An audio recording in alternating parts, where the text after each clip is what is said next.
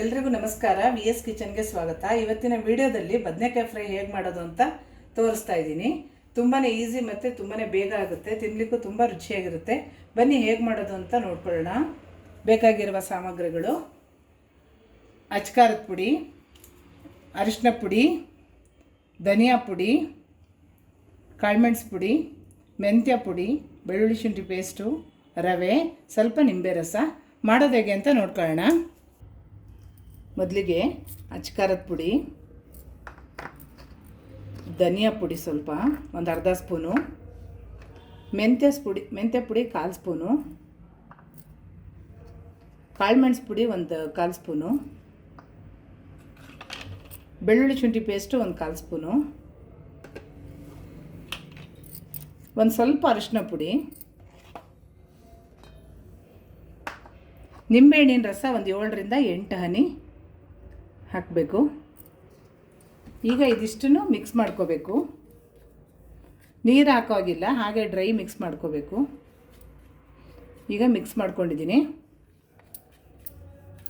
Dry mix ಮಾಡೋದ್ರಿಂದ ಬದನೆಕಾಯಿಗೆ ಕ್ಲೀನಾಗಿ ಇದಾಗುತ್ತೆ, ಕವರ್ ಆಗುತ್ತೆ. ಈಗೆಲ್ಲ ಮಿಕ್ಸ್ ಆಗಿದೆ.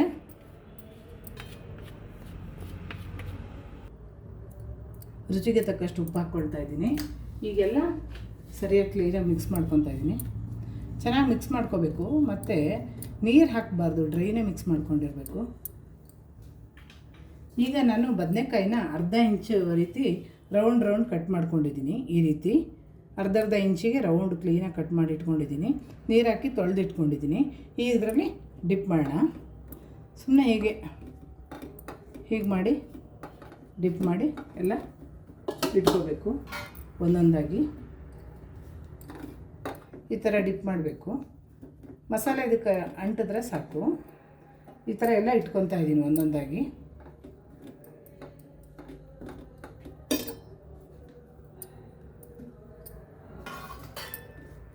ಮಸಾಲೆ ಎಲ್ಲ ಒಂದೊಂದಾಗಿ ಕ್ಲೀನಾಗೆ ಇದಕ್ಕೆ ಹಚ್ಚಿ ರೆಡಿಯಾಗಿದೆ. ಈಗ ರವೆಗೆ ಕ್ಲೀನಾಗಿ ಮೀಡಿಯಮ್ ರವೆ ತೊಗೊಂಡಿದ್ದೀನಿ. ಮೀಡಿಯಮ್ ರವೆಗೆ ಈ ಥರ ಹೀಗೆ ಡಿಪ್ ಮಾಡಿ ಒಂದೊಂದಾಗಿ ಹಂಚ ಮೇಲೆ ಇಡ್ತಾಯಿದ್ದೀನಿ. ರವೆಗೆ ಈ ಥರ ಹಿಂಗೆ ಹಚ್ಚಿದ್ರೆ ಸಾಕು. ಮೀಡಿಯಮ್ ರವೆ ಸಾಕು, ಚಿರೋಟಿ ರವೆ ಬೇಡ. ಈ ಥರ ಹಿಂಗೆಲ್ಲನೂ ಹಂಚಿಗೆ ಜೋಡಿಸ್ಕೋಬೇಕು. ಹಂಚು ಕಾಯ್ಲಿಕ್ಕೆ ಇಟ್ಟಿದ್ದೆ, ಹಂಚು ಬಿಸಿಯಾಗಿದೆ. ಈಗ ಬದನೆಕಾಯಿನ ಜೋಡಿಸಿದ್ದೀನಿ. ರವೆಯಲ್ಲಿ ಡಿಪ್ ಮಾಡಿದ್ಮೇಲೆ ಈಗ ಒಂದು 2-3 ಸ್ಪೂನ್ ಎಣ್ಣೆನ ಸೈಡಲ್ಲಿ ಹಾಕಬೇಕು. 5 ನಿಮಿಷ ಈ ಥರ ಸಣ್ಣ ಉರಿಲಿ ಬೇಯಿಸಿದ್ರೆ ಎಲ್ಲ ಫ್ರೈ ಆಗುತ್ತೆ. ಒಂದೊಂದಾಗಿ ಈಗ ಎಲ್ಲ ಉಲ್ಟಾ ಹಾಕ್ತಾಯಿದ್ದೀನಿ. ಒಂದು 5 ನಿಮಿಷ ಸಣ್ಣ ಉರಿಲಿ ಬೇಯಿಸ್ಕೊಂಡ್ರೆ ಅದು ನೀಟಾಗಿ ಬೇಯುತ್ತೆ. ಈಗ ಎಲ್ಲ ಉಲ್ಟಾ ಹಾಕ್ಕೋಬೇಕು.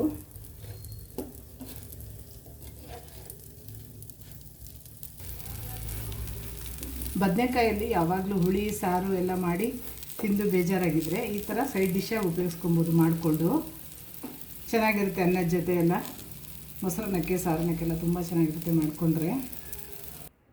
ರುಚಿಯಾದ ಬದನೆಕಾಯಿ ಫ್ರೈ ರೆಡಿಯಾಗಿದೆ. ಈ ವಿಡಿಯೋ ಇಷ್ಟ ಆದರೆ ಲೈಕ್, ಶೇರ್, ಸಬ್ಸ್ಕ್ರೈಬ್ ಮಾಡ್ಕೊಳ್ಳಿ.